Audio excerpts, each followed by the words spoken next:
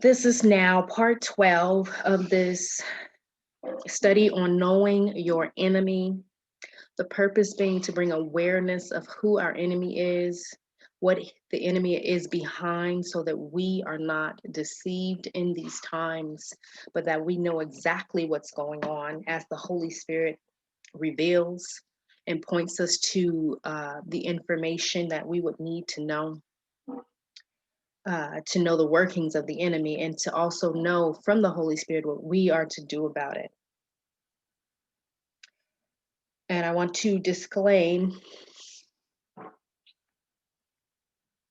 also, let me move on to recapping last session, where I exposed the working of Freemasonry, which originated as an established group or society in Europe in 1717, spreading across the world, being stated as one of the world's largest secret societies, them being worshipers, as we saw, of Satan, calling themselves the anti-church, them being behind abortion, euthanasia, and same-sex marriage, agendas that we have seen pushed in America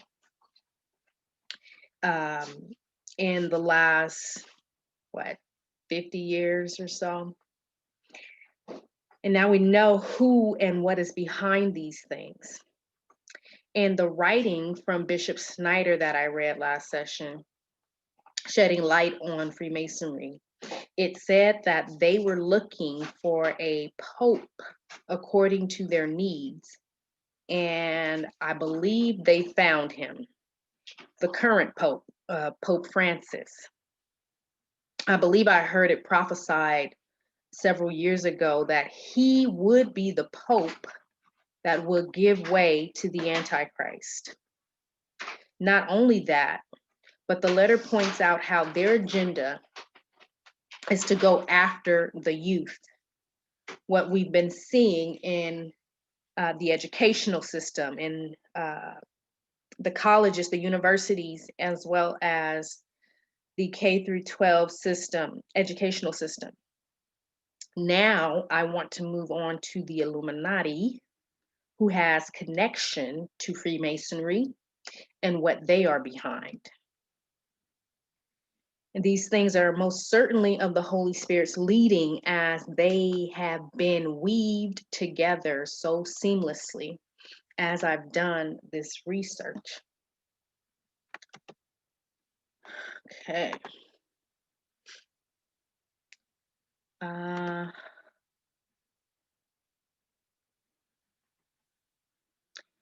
don't think these notes are where they, okay, there we go. Up to date now. Okay, so on the Illuminati, these groups are linked back, these groups being both Freemasons, Freemasonry and Illuminati. They're linked back to what the Bible mentions on Babylon in Revelation and in Jeremiah. When you hear or read things about these societies and what they do, it's written in such a way to make the reader question the validity of it. We often hear the term conspiracy or conspiracy theories used when referring to things that would be connected to them. So I wanted to go and define both of these terms, because I don't really think most people know what these terms mean. I know I had to go and just bring clarity for my own self in defining these terms. And I had all this information already, but now I have to bring it up again here. And let's see if I can do this the most quickest way possible. You know what? Never mind. Let me just go ahead and type this in.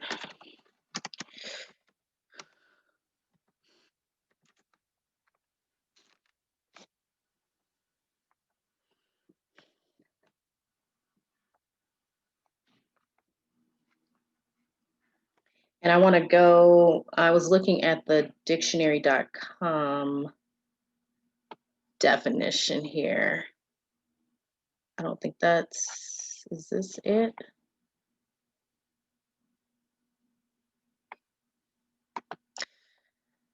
Let me see.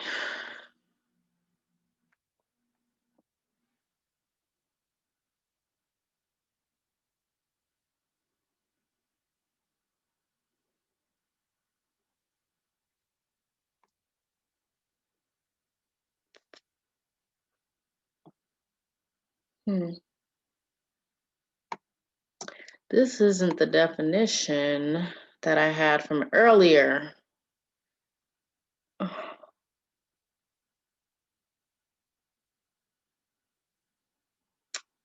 Okay, I'm gonna read the one that I have. It says most commonly means, conspiracy most commonly means a secret plan by multiple people to do something evil or illegal. Conspiracy can also refer to the act of making such plans, the act of conspiring, or it can refer to the group making the plans. I know here what it says. It says, oh, wow. Okay.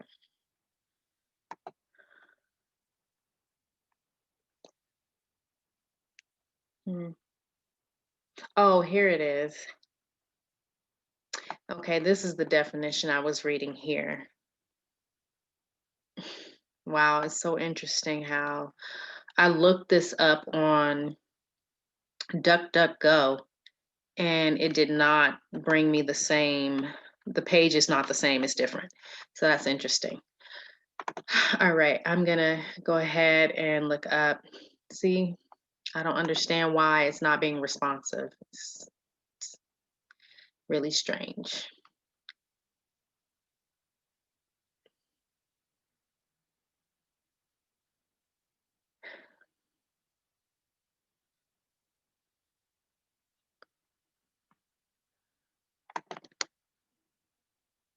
I'm just going to read it for the sake of time. So conspiracy theory says the idea that many important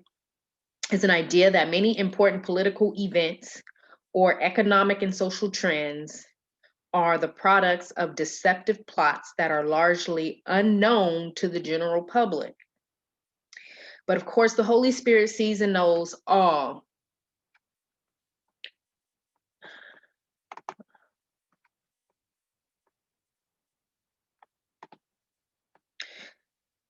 I say that he is the insider. He gives insider information, helping us to get to the root of things going on, pointing out the real facts and affirming them. And what I will present will be facts based on those who have already done research and have had firsthand encounters. Going back out. And these verses that I'm going to go to right now, it'll probably take a little while to get them up. These verses were highlighted to me last year as all of these things were being revealed to me personally about what was behind a lot of the things that were happening, and they continue to be highlighted. And these were things that I had been led to incorporate in prayer. And we're going to go to Luke 12, verses 2 through 3. And we're going to go to the Amplified.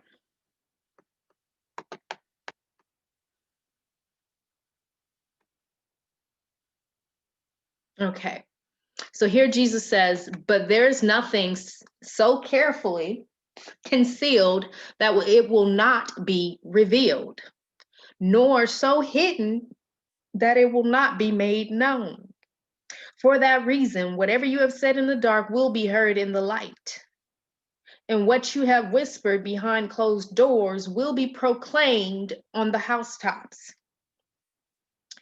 And then in Ephesians chapter 5, just going to open it from here.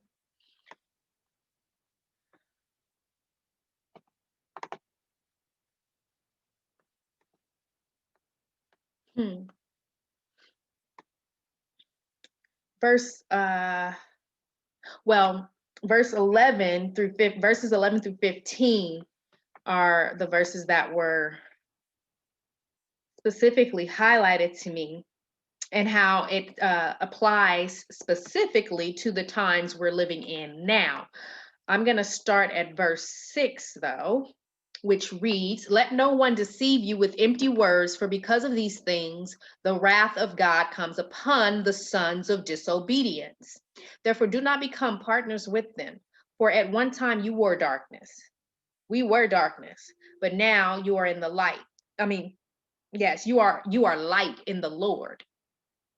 "Walk as children of light, for the fruit of light is found in all that is good and right and true. And try to discern what is pleasing to the Lord." Verse 11, "Take no part in the unfruitful works of darkness, but instead expose them. Expose them. For it is shameful even to speak of the things that they do in secret." But when anything is exposed by the light, it becomes visible. So the light is what does the exposing. Those who are of the light expose the darkness, which is what I'm doing in this study. So when anything is exposed by the light, it becomes visible. For anything that becomes visible is light. Therefore, it says, and I like what it says in the New King James Version instead. I'm going to read that part just for that section. It says, "Awake you who sleep." He says it.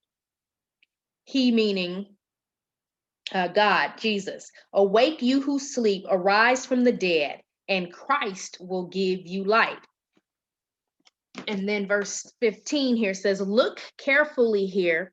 Look carefully then how you walk, not as unwise, but as wise, making the best use of time, because the days are evil."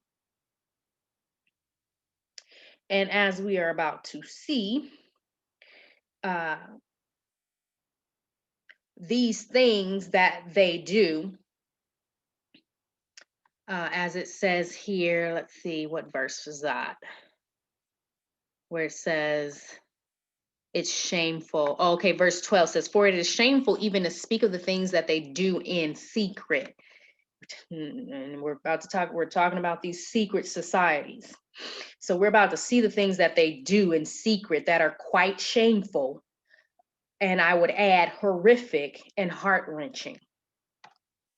Now, God is and has been, He is, He will, and He has been revealing the enemy's secrets, what's been done in the dark, to those who are inquiring of Him, in close proximity to Him, and drawn into Him and His purpose in the earth. And I would say that not all of the church, however, is discerning of everything. They may be discerning this or that, or they may be deceived about this or that, but not all of the church is discerning everything. And I want to say personally, I'm going to go back to my slide. I'll probably be in and out. And I don't know how this is going to work, you guys, just because I've had trouble already with the website not responding. But I'm going to try my best to put this stuff up on here. If not, I'm just going to have to read it. I hate to do that. But so we're talking about the Illuminati specifically. And I'm going to go over their history, defining what it means, the associated families, their symbolism, and other things. And I want to say that I have personally come into contact with people whose families were involved in the Illuminati, but they themselves had become born again followers of Jesus. So I can personally attest to the reality of there being such a group called the Illuminati. And one of them talked about how his mother would try to use mind control tactics on him because they knew he was a Christian and certainly didn't approve of such. they were trying to, change him. In which I will actually, well, I don't know if I'm going to make it that far in this session, but that's one of the things I would love to get to, and I will be getting to at some point, the matter of mind control. So let's go to the definition and history of Illuminati, a Latin word that means enlightened. I don't know, you guys. I'm gonna try this. Let me try to see if I can pull it up.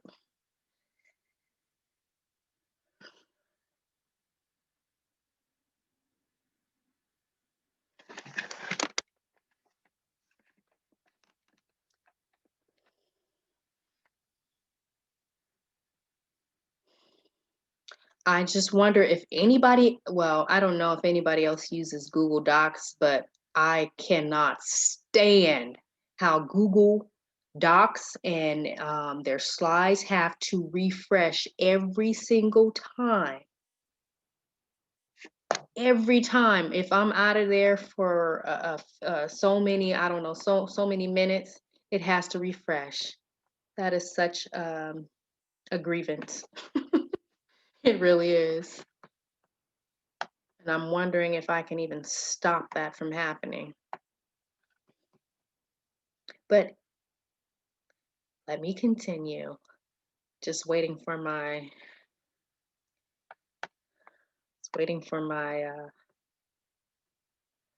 my bar on the left side to pop up, but it hasn't popped up. Forgive me if I seem really annoyed. It's because I kind of am. Oh, there it is. All right.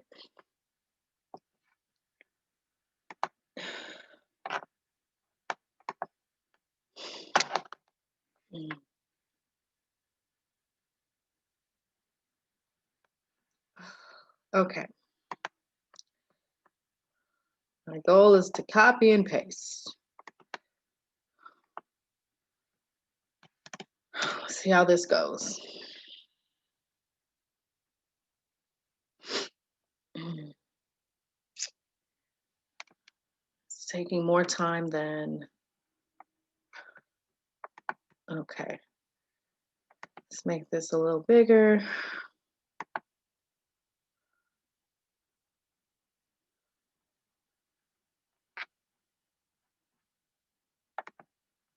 Okay, hopefully you can see, because I want to go ahead and start reading.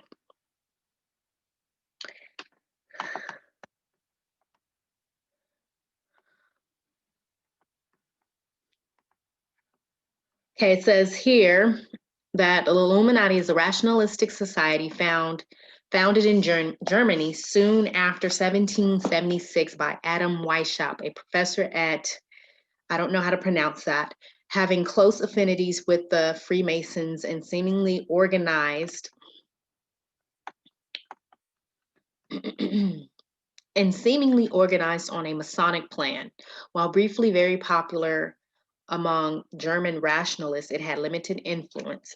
The Roman Catholic Church, which Weishaupt left in his youth and rejoined, he was, I believe they said he was a Jesuit priest, left in his youth and rejoined before his death.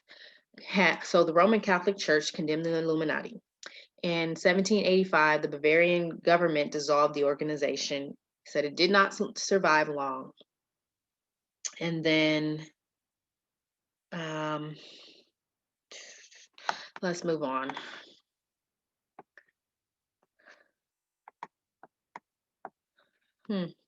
Okay, it's still loading.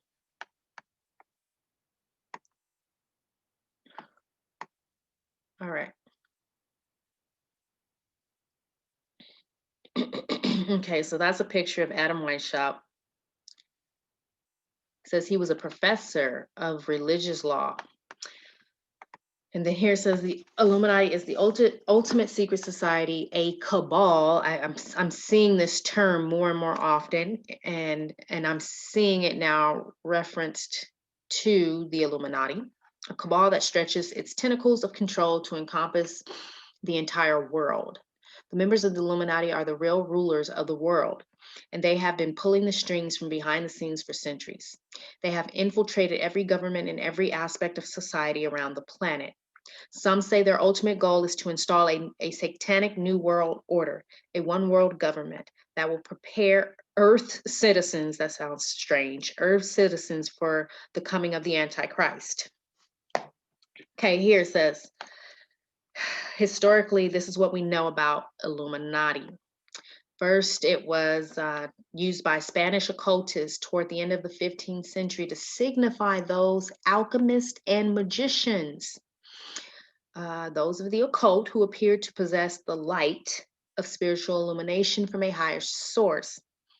And then it says later, a mystical 16th century Spanish sect, the Alumbrados, adopted the name Illuminati. The secret society known as the Order of the Illuminati was founded in the city of, I wish I knew how to say it, Ingolstadt, in the southern German monarchy of Bavaria on May 1st, 1776, by Adam Weishaupt, a 28-year-old professor of religious law who deliberately blended mysticism into the workings of the Brotherhood in order to make his agenda of republicanism appear to be more mysterious than those of a political reform group.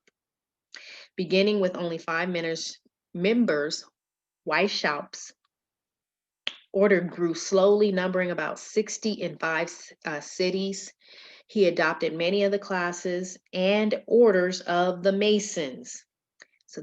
And he promised his initiates that they would receive a special communication of occult knowledge as they advanced higher in the ranks of the Illuminati.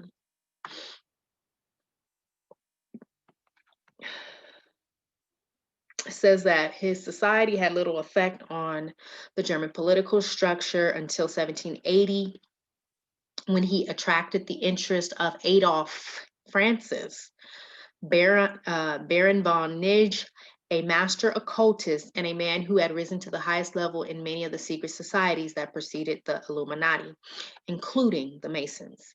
Nij had no problem melding his interest in the supernatural with Weishaupt's goal of a political revolution. Sounds familiar.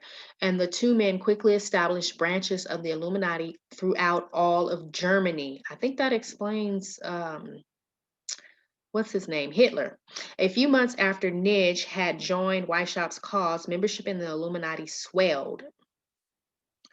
Weishaupt gave special emphasis to enlisting as many young men of wealth and position as possible.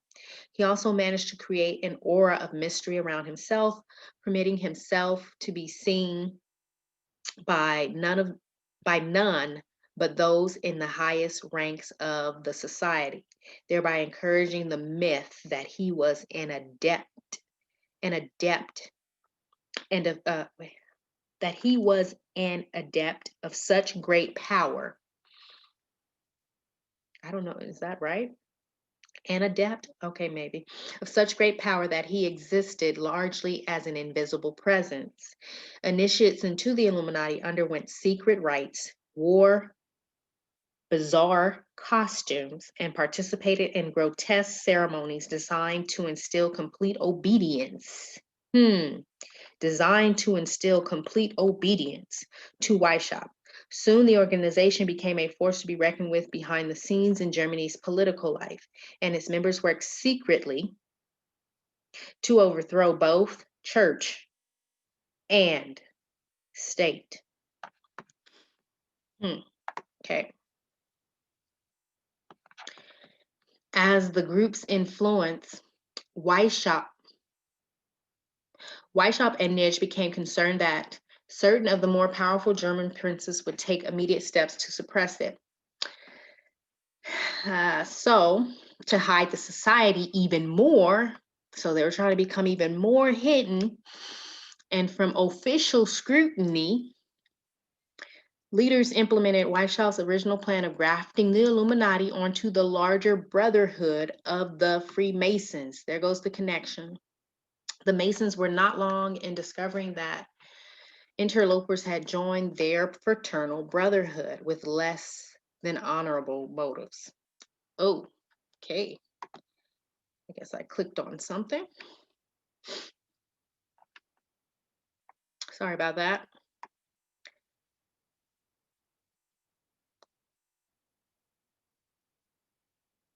Okay, we were here.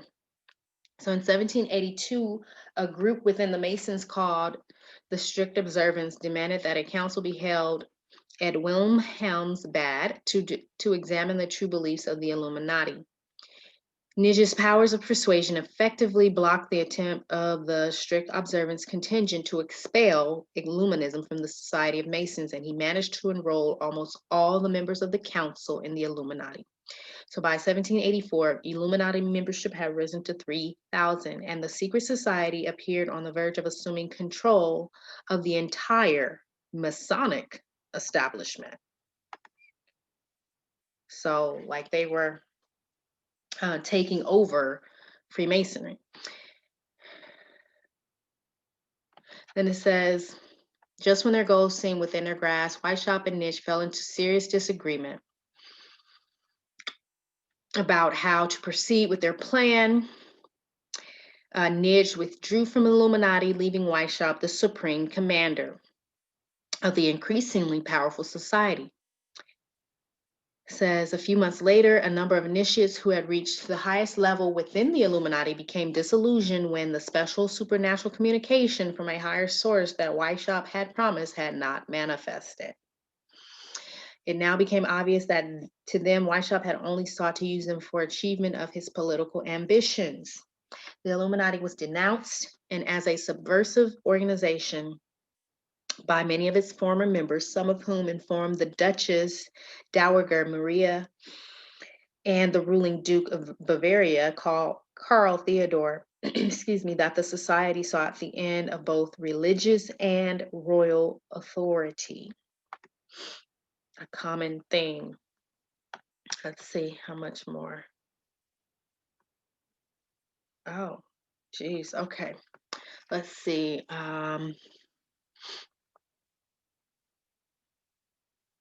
Let's see. So the Illuminati were condemned in 1785. Said that Weishaupt had already fled to a neighboring province where he hoped to inspire loyal members of the Illuminati to continue as a society. So at this point, an final edict against the order of Illuminati had been issued, and then Weishaupt apparently faded into obscurity. That means like he went into hiding, although he never realized his goal of a German republic and the overthrow of the European monarchies. The sparks that he had ignited with the Illuminati would soon burst into flames, the flames of the French Revolution in 1789. So it says, there we have it. The Illuminati, with its plan for a new world order, was destroyed within 15 years of origin. Of course, well, let me move on here. Excuse me. After the Illuminati was banished from Bavaria, it survived in the form of the German Union and a number of reading societies devoted to literature and self-improvement. Weishaupt had concentrated on the recruitment of wealthy young men, so it was through their combined fortunes that the Illuminati gained control over the literary societies and printing presses. Excuse me. In short, they circulated books and pamphlets showing the deceptions of organized religion and the social abuses of government. Ceaselessly, they promoted anarchy and revolution and preached the dissolution of all monarchies. Their master plan was to destroy the aristocracy and appear to bring power to the people, while in reality exploiting the common folk as puppets whom they could control from behind the scenes. The French Revolution was the first of several uprisings to come.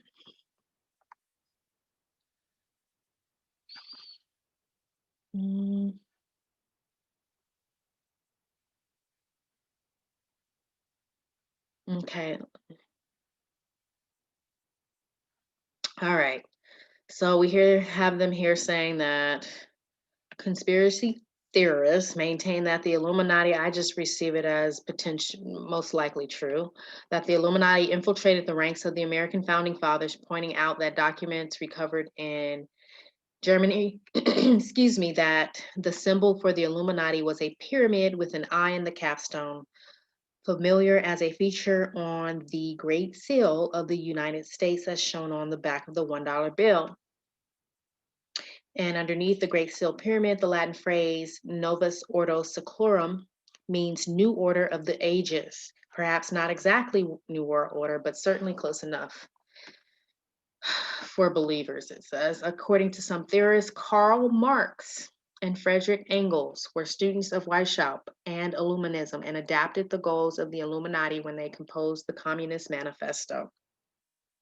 The overall plan developed by the Illuminati in the 1780s is still being followed today. Encourage world wars so that people will feel that there's a need for an organization like the United Nations in order to establish peace between warring factions. Once such an organization is created, continue the pressure of war so that in time a worldly body of government with a world court and a world police force will keep the masses of all nations in check, and absolute power will be in the hands of the Illuminati. Okay, so it was birthed in 1776.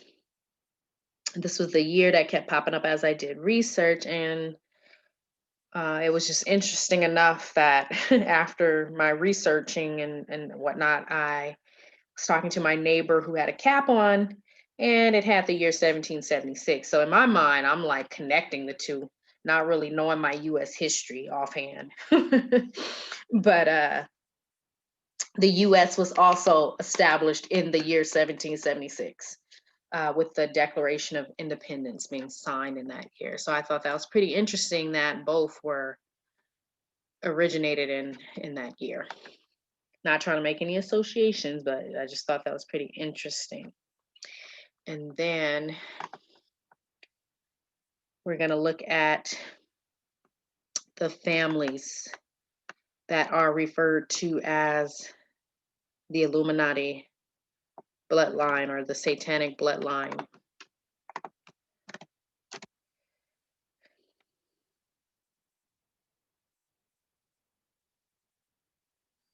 There's something about this number 13. I haven't looked into it yet, but I know there's something about it.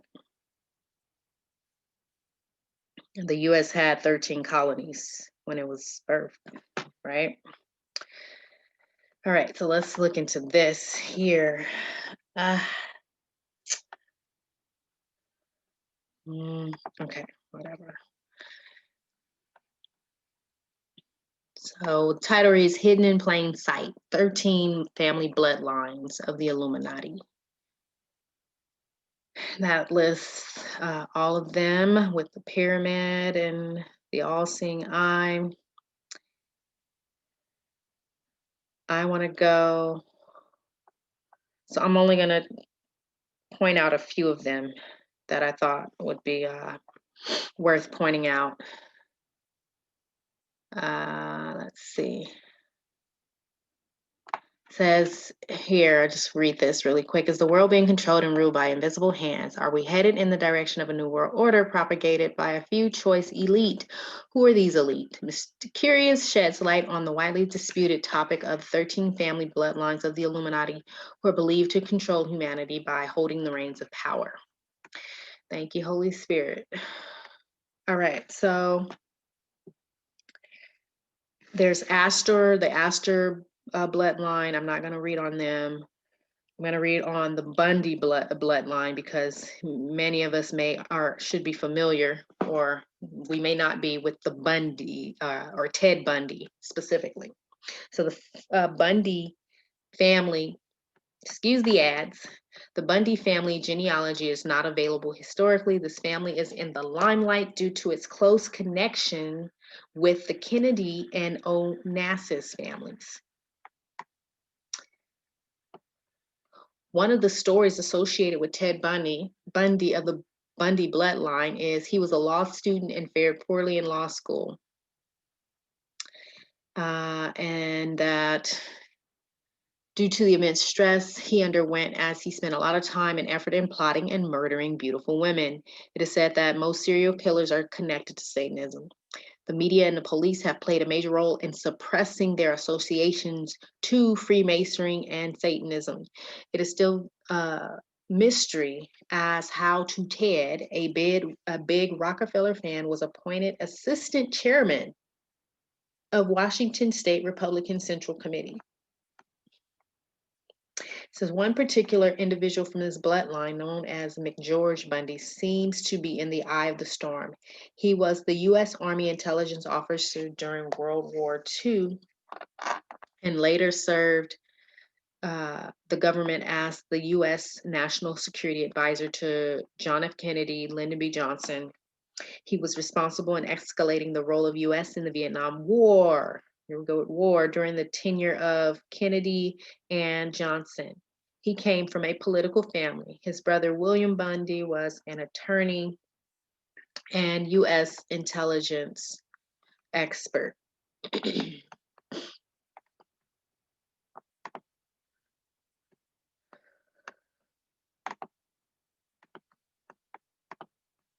Okay, then I keep scrolling. Oh, there's more.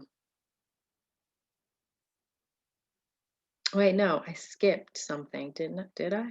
Did I skip? No, that's the Bundy. Okay. Said it is with says it is said that he withheld certain important and key information from the presidents, talking about the Bundy guy, and manipulated them into believing whatever he said. As he was the key advisor, he could easily choose to give only a specific set of information to the presidents. It says with his family having much political clout, he rose to a powerful position in politics in the Kennedy and Johnson administrations. The Collins, I'm not going to read on them, but they are one.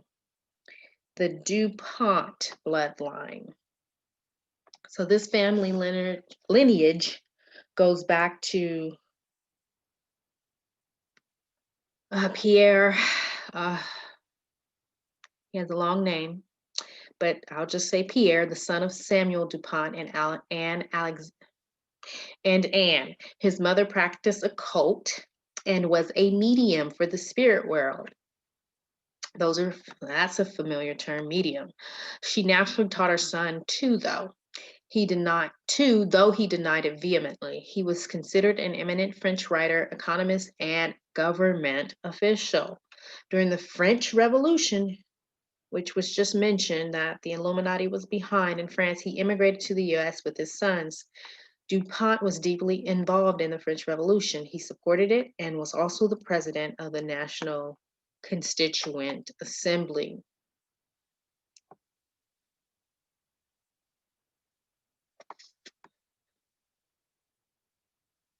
It says here that DuPont's belief was that nature was the highest God. After their immigration to the US, DuPont started the largest gunpowder manufacturing American corporation. With his previous experience as a chemist, he took the corporation to new heights and it grew into the largest black powder manufacturing firm in the world. Jefferson, a Grand Orient Mason of the famous Nine Sisters Lodge and an Illuminatus, was a dear friend of Pierre Samuel. He helped Pierre Samuel in his most crucial times. Jefferson was instrumental in arranging the first gunpowder for the DuPonts.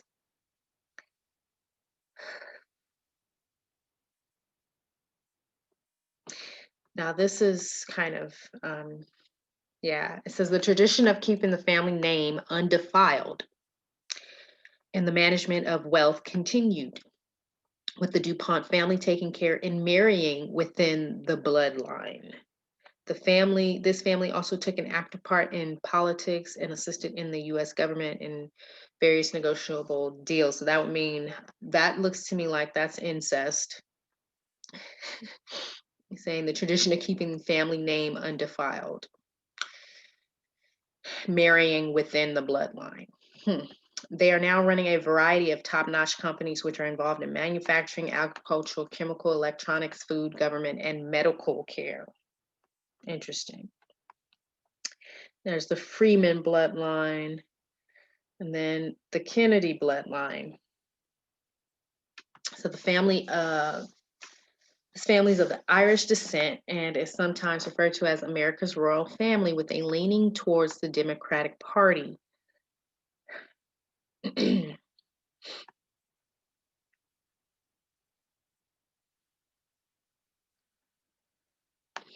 Okay. Says the Kennedy curse that surrounds this family has not erased the fact that the Kennedys rose to fame and power during JFK's reign as the President of the United States, in spite of being dragged into controversies and occurrences of mysterious deaths. The evidence of an Illuminati bloodline in this family springs from the fact that JFK was closely related to Anton LaVey, the founder of the Satanic Church in the 60s. He was romantically involved with several women from this cult group, being Jane Mansfield and Marilyn Monroe, a name we're familiar with. Also, JFK's father was believed to have friends in the mafia and was a member of the Pilgrim Society, which was thought to be an offshoot of Illuminati. So they still remain in political prominence and has famous personalities associated with the bloodline. I really don't know any of these people by name. And then there's the Lee bloodline, who are Chinese. So they have a long association with the Rockefeller family. Interesting. Then there's the Onassis bloodline, the Reynolds bloodline, and then we have the Rockefeller bloodline. They are known, yeah, they're like one of the most popular, I would say, them and the next one, Rothschild. They are known as the wealthiest tycoons in American history for their association with oil business through their company, Standard Oil. They are also majorly associated to the field of industrial development, politics, and banking. Wow. So they're associated with real estate, prominent buildings, including the Rockefeller Center. They are, I think let me see. I'm going to talk about them more in detail later. I will skip that, only because of their associations. Now, probably let me mention a few points. It said the 1930s saw the Rockefellers spend huge sums of money for promoting Marxism, a one world government agenda, and socialism.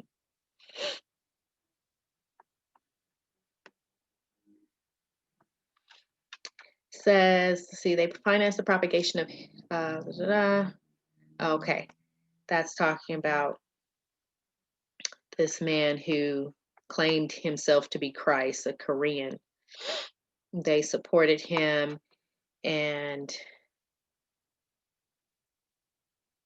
his religion, which he says he was a promoter of internationalism, which uses brainwashing recruiting techniques on members and are further being perfected by the New World Order. Okay, Rothschild. It says this family is a descendant of Meyer Amschel Rothschild, also known as the founding father of international finance. Originally from Germany, he founded the Rothschild banking dynasty. It says because of his business acumen and sound knowledge in finances, he became a worldwide name. Okay. The family is considered to be the wealthiest one in the history of mankind. Interesting. Then here it says the Rothschilds are worshippers of another god who is none other than Satan himself, not to say a place is set for him at their table. They have been followers of Satan for many generations. The Rothschilds play an important role in the history of the Seal of Solomon, also known as hexagram, the Magen David, the six-pointed star called the Star of David. It says was not a Jewish symbol till the Rothschild began using it. Arab magicians, Kabbalist magicians, Druid witches, and Satanists have used these symbols for ages. The family name Rothschild came into being after this symbol, the red seal of Solomon that was used by them.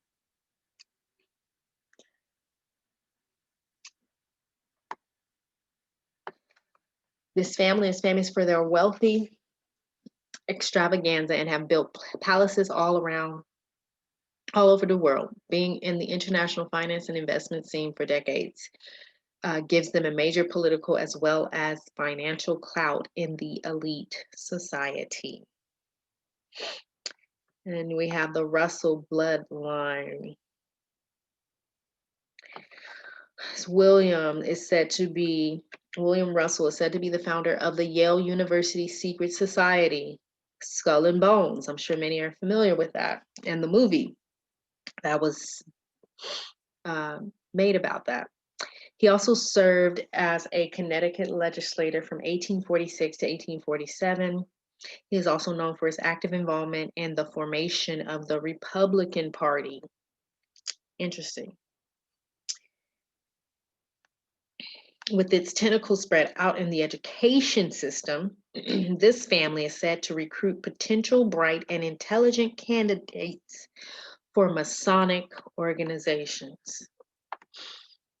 And we have the I'm not sure if I'm pronouncing it correctly, Van Duyen, I'm not sure, bloodline. The family is linked with several Dutch noble families. The services and wealth dynasty of this family are still publicly unknown. It has an influential political presence because of the royalty factor. Colonel Edward S. Van Duyen, I don't know how I said it the first time, was an active Unitarian church member during his life. The church he belonged to has a deep association with Wicca, in that being like a form of witchcraft. In 1933, Colonel Duyen founded the Planned Parenthood Center of Syracuse, New York. The Parenthood Federation was backed by Illuminati organizations to help achieve several objectives. Their objectives are to provide leadership, voluntary fertility regulation, including contraception, abortion, sterilization, and infertility services, sponsoring relevant biomedical, socioeconomic, and demographic research, developing training programs that educates people about human reproduction and sexuality. They promote their agenda all over the world. About 900 centers in the U.S. with 5,000 volume library on abortion, sterilization, and population control. Interesting. Everything's starting to just connect. We're established for this purpose. In 1986, Alan F. Guttmacher, one of their leaders, signed the Humanist Manifesto, and the Humanist of the Year award was given to the president, Faye Waddleton. Both detest Christianity. And then in conclusion, so the main reason for these families to be part of the powerful Illuminati elite is to have a strong and influential hand in all the political and economical affairs of the world. The main agenda of the Illuminati is to establish the New World Order controlled by a few wealthy dynasties. These top 13 families stand eligible in terms of their financial, political, and historical background as they are associated with and belong to various secret societies and cult groups like the Council of 13, Freemasons, the Skull and Bones, the Rosicrucians, the Elders of Zion, and Bilderberg. They have amassed a great deal of wealth as they worship Satan and help in the formation and maintenance of the cult groups practicing the occult. The Illuminati and its veil members are truly a part of the most debatable topics. Symbols are so prominent in this secret society that to understand their true intentions, a deeper look into the symbols of the Illuminati is worth a try. All right, there's a lot of information. So, and I personally believe it's all relevant and really just having awareness of everything. And I'm just trying to gauge because I believe I've been going for almost an hour right now. And I have probably 4 hours worth of material. So let me see if I want to end it here or if I should just, I think I might cover one. No, I don't know about, let me see. Let me see here.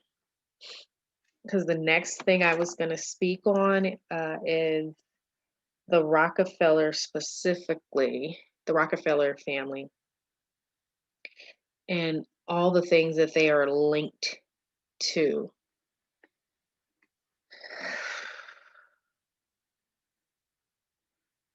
Three, four. So let me see.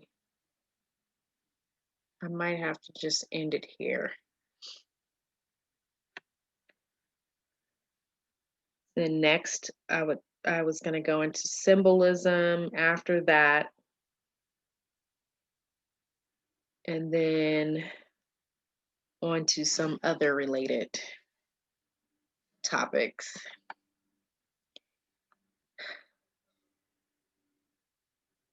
So let me see how much information is in this next section.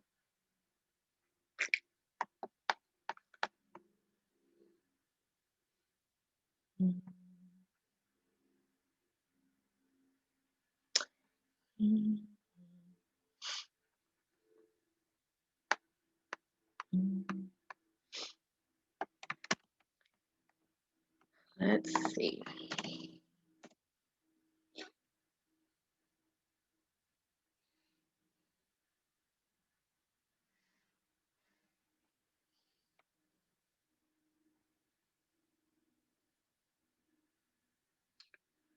Point one.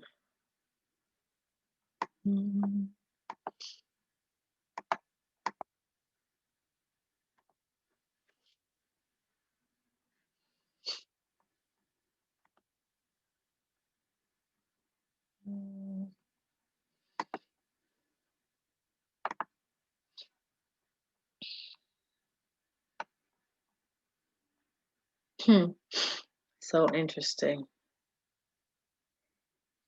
It's a lot. Let's see.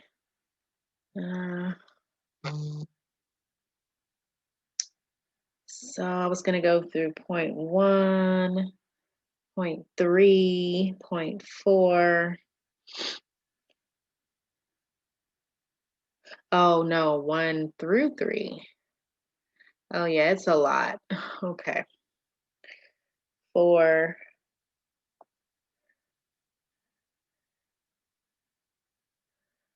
5 and 6. Hmm. It's a lot. Yeah, I'm gonna end it there. I really would love to at least touch on this. I think it's really, yeah, it would be really good to know, but there's always next time. So I'm gonna end there.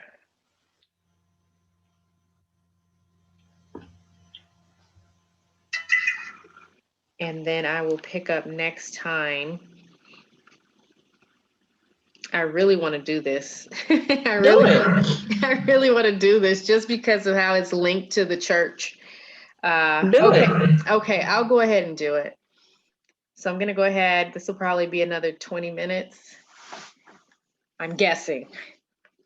So here, the Rockefeller bloodline says one of the 13 satanic bloodlines that rule the world is the Rockefeller bloodline. Today there are around 190 members of this family with the Rockefeller name, and of course, some others by other last names. So this article is to explore further those who investigate the Illuminati, how the Rockefeller bloodline is involved in the promotion of the occult and Satanism, and how they are involved in the control of the Christian denominations. So let's see. Point one. They provide a large share of the money to seminaries that seminaries in the US need to operate. That's not good. That's a problem. Because the Union Theological Seminary has operated from Rockefeller funds. I'm wondering what UTS is. I'm trying to like crack that down right now. But it says UTS hasn't been the only Protestant seminary receiving Rockefeller funds, but may be the best example of a seminary controlled by the Rockefellers. This Atlantic Fund stated under its purpose and activities, current interests. I don't know. Let's see. The president, which the president of the Atlantic Fund when it operated was David Rockefeller. Rockefeller was vice president. Let's see. Lawrence Rockefeller was vice president. Vice president. So they have their involvement in funding seminary school. That's not good. Then number two, they provide a large share of the money that universities need to operate, which explains the control of the material that is taught. It says education influences the religious values of our people. In 1952, Congressman Eugene Cox headed up a committee that, for the first time, tried to uncover the Rockefellers and others' foundation activities. For some reason, Cox encountered stiff opposition everywhere against his committee's investigation, and the congressman, for some reason, got sick and died. One member of the committee, Congressman Carol Reese, and his counsel Renee Wormser attempted to continue the investigation. Rockefeller's henchmen and newspapers did their best to destroy Congressman Reese. The Reese investigation was given only the barest minimum of time and little resources for their investigation. However, they were still able to uncover that beginning in the 1930s, vast sums of monies were spent in education by the Rockefeller and Carnegie foundations. This money went to promote John Dewey, Marxism. Oh my gosh, this stuff, it explains so much. A one world government agenda. I mean, I know this stuff sounds crazy to people, but it is crazy. But the real, the real part of it. So this money went to promote John Dewey, Marxism, a one world government agenda, and socialism. The foundations Principally, the Rockefeller and Carnegie stimulated 2/3 of the total endowment funding of all institutions of higher learning in America during the first third of this 20th century. The National Education Association was largely financed by Rockefeller Carnegie foundations. Excuse me. A 1934 NEA is what it is for short, report advised a dying laissez-faire must be completely destroyed, and all of us, including the owners, must be subjected to a larger degree of social control. Reed's committee counsel Renee Wormser wrote of the investigation, leads one to the conclusion that there was indeed something in the nature of an actual conspiracy, meaning it's not like conspiracy doesn't mean it ain't true or it's doubtful. It means that they were actually doing something in secret. They were conspiring among certain leading educators in the United States to bring about socialism through the use of our school systems. Well, they certainly succeeded. They discovered that the Rockefeller Foundation was the primary culprit behind the teaching of socialism in America's schools and universities, and also behind the NEA's policies. Renee Wormser, counsel of the Reese Committee, reported, a very powerful complex of foundations and allied organizations has developed over the years to exercise a high degree of control over education. Highlight that. Part of this complex, and ultimately responsible for it, are the Rockefeller and Carnegie groups of foundations. So we see the roots of things that we are seeing today, who's behind it and their agenda. This was the situation in the 1950s when the Reese Committee briefly investigated. The Rockefeller Carnegie groups have continued basically unopposed for the next 40 years in controlling education. One of the educational book producers is Grolier Inc. Avery Rockefeller Jr. sits on this company board meetings. Excuse me. Another interesting board member is Theodore Waller, who is the director of Grolier Inc. He was a member of the International Book Committee of UNESCO. The Rockefellers maintain great influence in the United Nations. Wow. Okay. 3, they provide large grants to various religious organizations. On January 31st, 1945, John D. Rockefeller addressed the Protestant Council of the City of New York and told them that the answer to the problems Christianity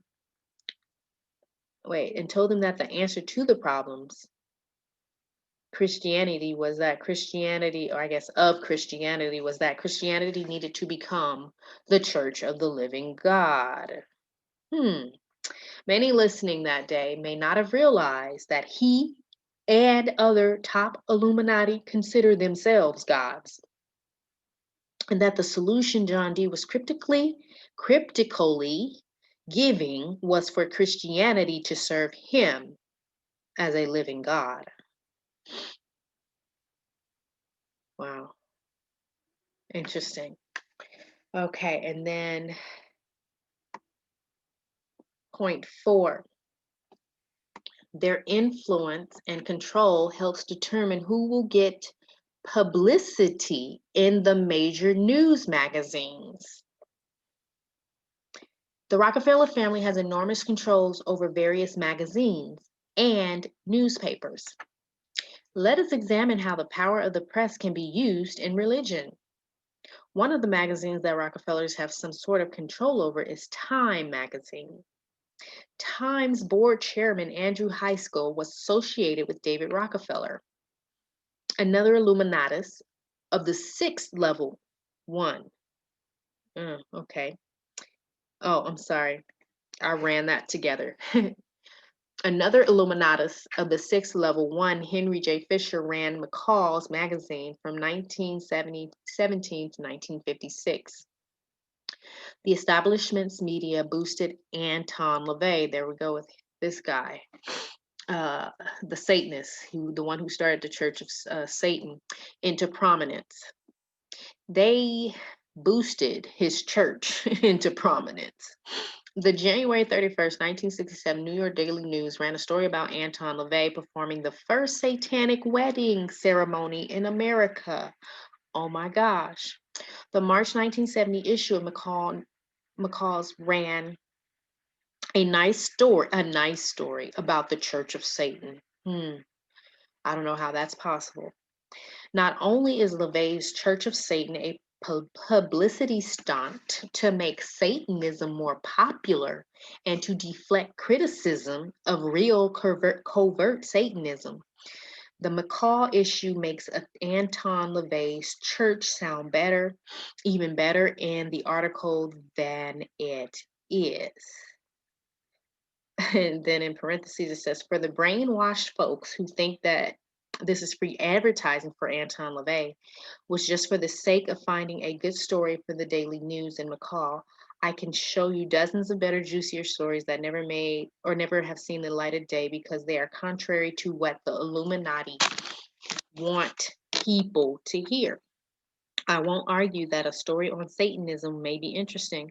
I am pointing out that many other interesting stories don't get printed. Stories are selected by an editor. They don't just happen. And I just want to insert and say, I don't remember the this man of God's name, but he was like a prominent preacher who actually encountered Anton LaVey, and Anton LaVey tried to threaten him and say that he was going to cause him to have a heart attack and die. But this guy, I wish I had all the details. I just wanted to mention this just because I thought about it. I don't have all the details though. I'm sorry. But this man of God, he said he was afraid of what Anton LaVey was saying, but he made like a declaration of some sort or of another against what had been spoken against him by this guy Anton LaVey, and Anton LaVey ended up dying of a heart attack like soon after that, of what he was trying to inflict upon this man of God. I just wanted to say that.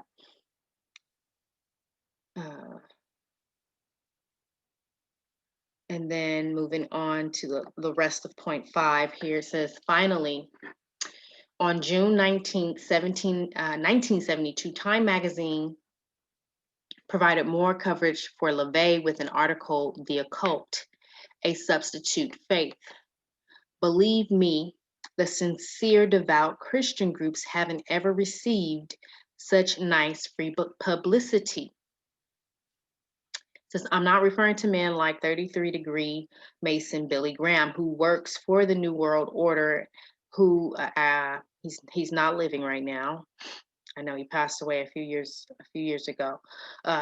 So they're speaking like present time as if he were alive. It says, who works for the New World Order, and Knights Templar Masons Charles T. Russell, founder of the Watchtower Society, who both received great press coverage. Another minor example, I am pointing out minor examples because they occur many times during the course of a year, is Van Daniken's UFO books. Les Wasserman, head of MCA, which owns G.P. Putnam's Sons, is a member of the Rockefeller University Council. G.P. Putnam's Sons published Van Daniken's anti-Christian UFO religious theories. Cadence Industries own Marvel Comics. The men on the board of Cadence sit under David Rockefeller in places like the CFR. Not sure what that is. Is it any wonder Marvel Comics promotes the occult and heroes like the son of Satan? Oh, wow. Interesting. Okay, last paragraph. Bear in mind that many of the Rockefellers call themselves Baptists. If they are really Christian, don't you think they would use their influence to stop such terrible things? The point is that the rottenness starts at the top. The rest of the pyramid has a hard time turning out okay when the top of the pyramid is dedicated to Satan. Rockefeller and Hearst worked together in their new monopolies. It was Hearst who promoted books on Satanism and Billy Graham. It says, if you learn what I know, the two are not contradictory. Hearst made Billy Graham who he is today by financially backing him and publicizing him. Rockefeller was supportive of Billy Graham's New York crusade, and the Manhattan Chase Bank helped Billy Graham out.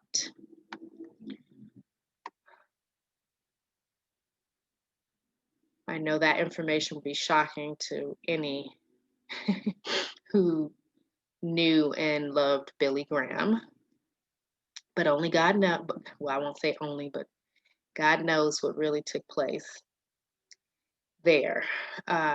Last point, well, not last point, second to last point, 5. Their influence has contributed to various anti-Christian organizations being set up. Maurice Strong is a good friend of the Rockefellers. He has been promoting Mother Gaia worship. David Rockefeller works with Maurice Strong and his new age ideas. I mean, like, this is everything anti-God, everything that would be considered occult and idolatrous. New age, all of this. So Reverend Moon from Korea has been very much loved by the Rockefellers. Moon calls himself Christ. Jesus said, and there will be many false Christs, who calls themselves Christ and is setting up a religion promoting internationalism. His religion is also a good testing ground for brainwashing recruiting techniques that are being perfected by the NWO. Now, I read something, a little bit of that in the last, on the last website. The Rockefellers have been helping Moon, who also has his primary mansion in New York. Also of interest is that the prominent political figures that have endorsed Moon are those with ties to the NWO and include Ted Kennedy, Mason Mark C. Hatfield, Mason Jesse Helms, and Illuminatus William F. Buckley. A lesser known group is the Spiritual Frontiers Fellowship in Independence, Missouri. I don't know why it's giving their address, but next sentence, just like Reverend Moon, they claim to be Christians, but teach and practice other things. They teach and practice the occult. 2 prominent men. I'm trying to stay up. Oh, okay. The SFF, the Spiritual Frontiers Fellowship. And I'm actually not going to go there. I'm going to skip down to the last paragraph. So here's saying that these people call themselves Christians, those mentioned here, but they also practice the occult. So it's like there's no way you can truly be Christian and practice the occult. Point 6. Oh, wait, sorry. I'm going to read this last paragraph in point 5. The Federal Council of Churches was financed to a large extent by Rockefeller money. In my Be Wise, a Serpent book, the author of this, detail how the FCC was designed to destroy Christianity, how they carefully plotted to make the creation of the FCC look like a grassroots movement when it was actually the creation of the elite. Wow. I further detail how the men who ran it were high-ranking Masons, socialists, and one-worlders. Also shown is how they carefully manipulated the real gospel for their own devious ends. Then point 6, they directly help, the Rockefellers directly help control certain religious groups such as Lucis Trust. David Rockefeller, Okay. Is part of Lucis Trust Management. He puts out the book Externalization of the Hierarchy by Alice Bailey, which spells out the plan for Satanists and New Agers on how the spiritual hierarchy, which is, it says actually the demonic hierarchy, is to externalize their rule of the planet. I know this stuff really sounds crazy. The book gives quite a few of the details of the plan and is used as a textbook for New Agers at the arcane schools in New York, London, and Europe on how the New Age one world religion, one world government will be brought in. Wow, there's huge emphasis on this. If anyone doubts the Rockefellers' commitment to Satan, read page 107 of this book. It says on page 107, Alice Bailey, president of the Theosophical Society and part of Lucis,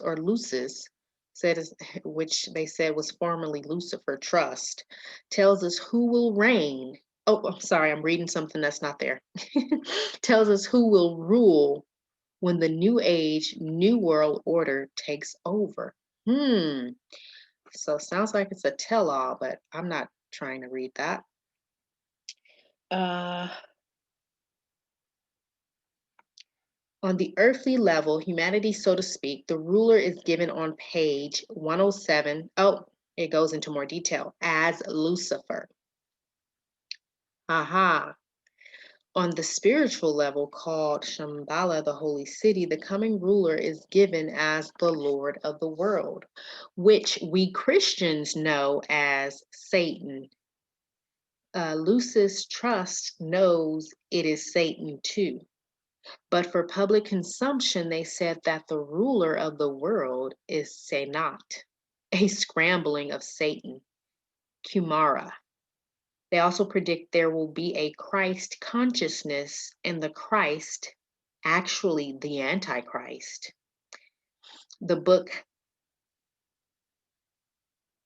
I guess there was supposed to be a period there that kind of confused me. It says the book Externalization of the Hierarchy teaches repeatedly that the three vehicles that will bring in the new age will be the Masonic lodges. Obviously, not everyone attends lodges. Next, the churches. This is clearly revealing to us that men like the Rockefellers are using the churches for the Luciferian plan of Lucis Trust. What I believe that's Thessalonians, where it's referred to as the apostasy, when there will be a great falling away of those who profess to be Christians from the church. And then finally, education, the three vehicles to bring in the new age: Masonic lodges, churches, education. It says, well, of course, education. Not everyone attends churches. Let's see how many more.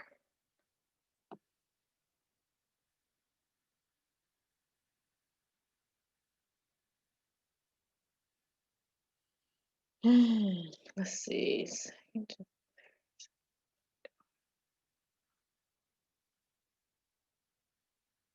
I think I'm skipping this. Let's see. No, I'm gonna read this. They need a safety net to catch everyone in their brainwashing to make us all want to be happy slaves under the light bearer. The home life of the Rockefellers is, let's see. I'm not gonna read that. It's just talking about where they have homes at in several countries. And here it says they have 2,500 house servants. Let's see.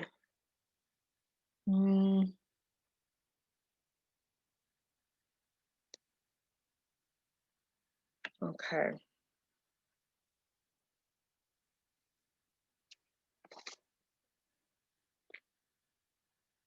Let's see.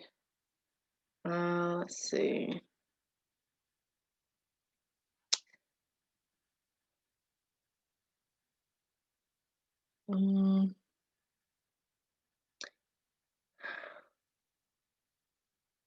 Mm, wow. Okay. So this is just talking about the lifestyles and such of certain members of the family, saying one is homosexual, lives with his black male friend, another murdered her two children and committed suicide. Said another, oh, that first one had the largest porn collection, blah, blah. Okay. This says Michael Rockefeller died when he tried to bribe Nagini tribesmen with large sums of money. And then in turn, he got killed. And then lastly, many of the Rockefeller family have had troubled lives. Oh, I won't. I'll spare you that picture. Many of the Rockefeller family have had troubled lives filled with all kinds of fears and occult activities. It is known that the Rockefellers have frequently built many hidden tunnels and hidden rooms onto their buildings. They have developed their occult and worldly powers to the point they consider themselves gods. Their powerful often suffer violent ritual death, as most high level Satanists traditionally go through.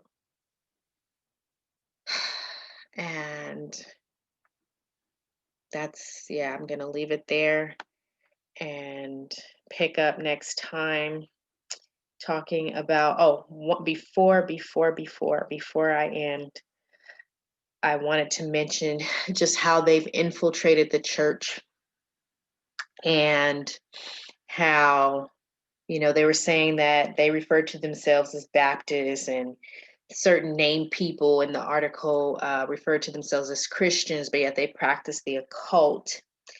And Jesus said in the parable of the wheat and tares that the enemy came and sowed tares among the wheat or the good seed being the sons of the kingdom of God, the children of God, and the tares are the sons of the wicked one, the seed of the devil. And I'm going to end by going to that verse in Matthew chapter 13, so a few verses.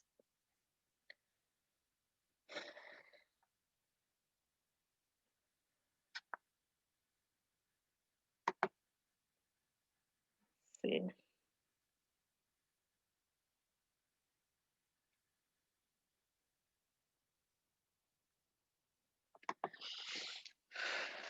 So it'll be Matthew 13, 24 through 25.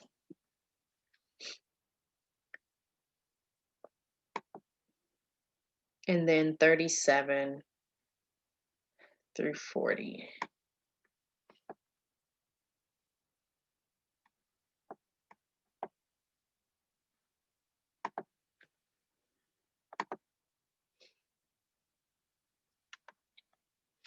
I'm going to go to New King James.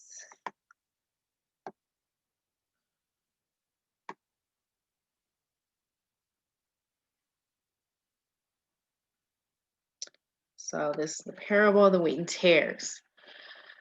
Jesus says, the kingdom of heaven is like a man who sowed good seed in his field, but while men slept, his enemy came and sowed tares among the wheat and went his way. But when the grain had sprouted and produced a crop, then the tares also appeared. Verse 37.